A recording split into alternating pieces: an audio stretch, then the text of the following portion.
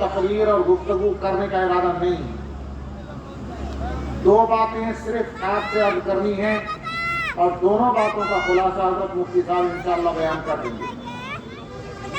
पहली बात मुझे याद करनी है कि आज असर के बाद से अब तक ये इस्लाही महफिल, ये इस्लाही मजलिस चल रही है और कई उलमाए किराम आपके सामने अपने बयानात कर चुके हैं, दीन की बातें आपके सामने बयान की जा चुकी हैं और बहुत सी बातें आ चुकी हैं। मेरे बुजुर्गों, मुझे अर्ज ये करना है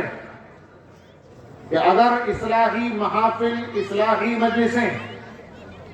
सिर्फ सुनने तक रह जाएं,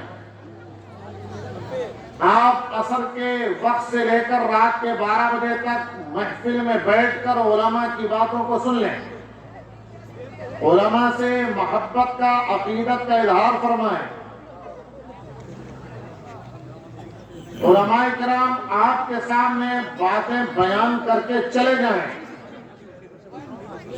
मैं अब ये करना चाहता हूं तो शायद सिर्फ सुन लेना आपका और हमारा या किसी भी आलिम का सिर्फ दीन की बात को बयान कर देना ये मुफीद यकीनन नहीं होगा। अगर सिर्फ बात सुनने तक, सुनाने तक है, हम अपनी बातों को सुना दें और आप उलमा की बातों को सुन लें, अमल की बात जिंदगी के अंदर न आए और जो बातें उलमा से सुनी हैं उन्हें अपनी जिंदगी में अगर हम न उतारें और अमली मैदान में न आए, चाहे सुनने वाले हों या सुनाने वाले हम जैसे उलमा हों, अगर जिंदगी में अमल नहीं है तो मेरे बुजुर्गों, इस्लाही मजालिस मुफीद होने के बजाय अल्लाह तबारक व तआला के यहाँ हमारे लिए और फकर का दरिया बन सकती है। अल्लाह हमसे सवाल करेंगे कि रात में चीख चीख कर, गले फाड़ फाड़ कर, गले को दुखा कर लोगों के सामने लंबी लंबी तकरीरें किया करते थे, खुद अमल कितना किया करते थे, हमारे पास कोई जवाब नहीं होगा। आपसे अल्लाह ने सवाल कर लिया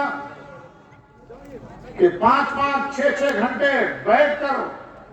मजलिस को सुना करते थे, महफिल में शरीक रहते थे, अमल कितना किया करते थे, आपके पास कोई जवाब नहीं होगा।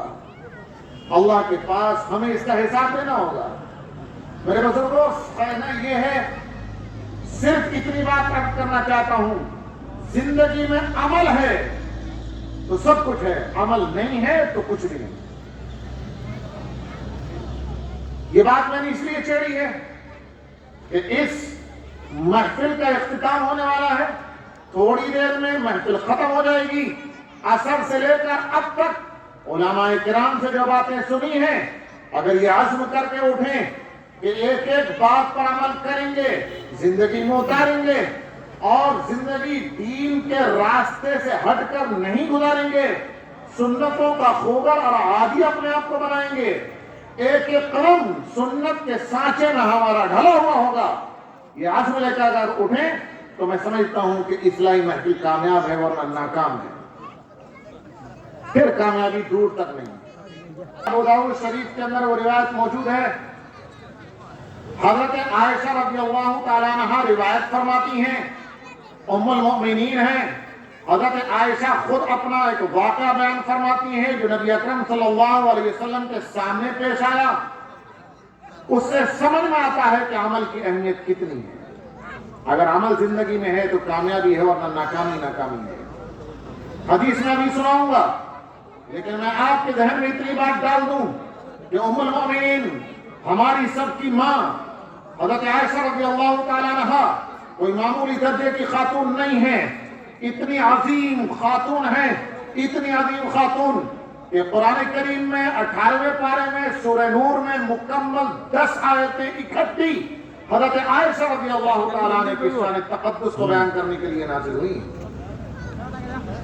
वो 10 आयतें न पढ़ी जाए जिनमें हज़रत आयशा का तक़द्दुस, पाकदामनी, पाकीज़गी को बयान किया गया है, कुरान करीम मुकम्मल नहीं हो सकता। नमाज में उस खातून के तक़द्दुस को पढ़ा जाता है। اور سنیے نبی اکرم صلی اللہ علیہ وسلم کی سب سے زیادہ محبوب ترین بیوی ہیں، سب سے زیادہ محبت حضرت عائشہ سے۔ نبی اکرم صلی اللہ علیہ وسلم کو تمام بیویوں میں برابری کا حکم دیا گیا، آپ صلی اللہ علیہ وسلم نے ہر چیز میں برابری کر دی۔ پھر اللہ کی بارگاہ میں ہاتھ اٹھائے کہ اے اللہ، جتنی اپنے وسعت میں بات تھی، جتنا اپنے قدرت میں تھا، اتنی برابری میں کر چکا، یہ دل تو میرے قبضے میں نہیں، دل تو تیرے قبضے میں ہے۔ اگر دل تمام ازواج مطہرات، تمام بیویوں کی طرف برابر میلان نہ رکھتا ہو، برابر محبت نہ ہو، کسی ایک بیوی کی طرف اگر محبت زیادہ ہے، دل کا میلان زیادہ ہے، تو اے اللہ تو ہمیں معاف کر دینا۔ علماء جانتے ہیں، دنیا جانتی ہے کہ اشارہ حضرت عائشہ کی طرف تھا کہ حضرت عائشہ سے محبت زیادہ ہے، دل میں برابر محبت اپنے بس میں نہیں۔ یہ تو اللہ کے قبضے میں ہے کہ کس کی محبت دل میں زیادہ ہو جائے، کسی کی کم ہو جائے۔ پھر بھی حضرت عائشہ سے محبت کی بنا پر نبی اکرم صلی اللہ علیہ وسلم اللہ سے عذر خواہی کر رہے ہیں، معذرت پیش کر رہے ہیں کہ اللہ تو مجھے معاف کر دینا۔ صرف اتنا بتلانا ہے کہ حضرت عائشہ اس امت کی نبی اکرم صلی اللہ علیہ وسلم کے بعد سب سے بڑے باپ کی بیٹی ہے۔ اگر آج کوئی بیٹا، کوئی بیٹی کسی حکمراں کی بیٹی ہو، کسی منسٹر کی، منتری کی بیٹی ہو، کسی ایم پی کی، ممبر پارلیمنٹ کی بیٹی ہو،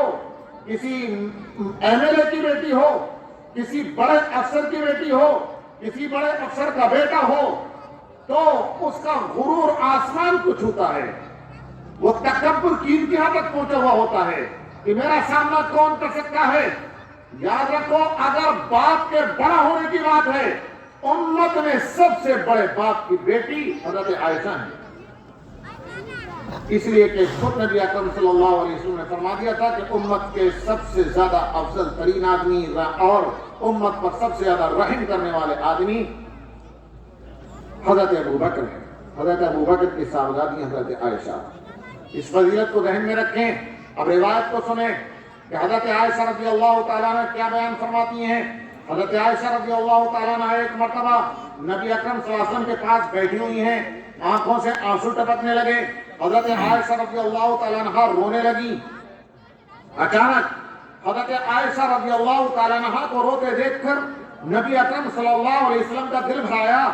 آپ رحمت سے پر ہو گئے، آپ کی رحمت جوش میں آ گئی، چہرے کے اوپر رحمت کے آثار نمایاں ہونے لگے، اور انہیں آثار کے ساتھ حضرت عائشہ سے پوچھا، مایوب کی کہ عائشہ کیوں رو رہی ہو، وجہ کیا؟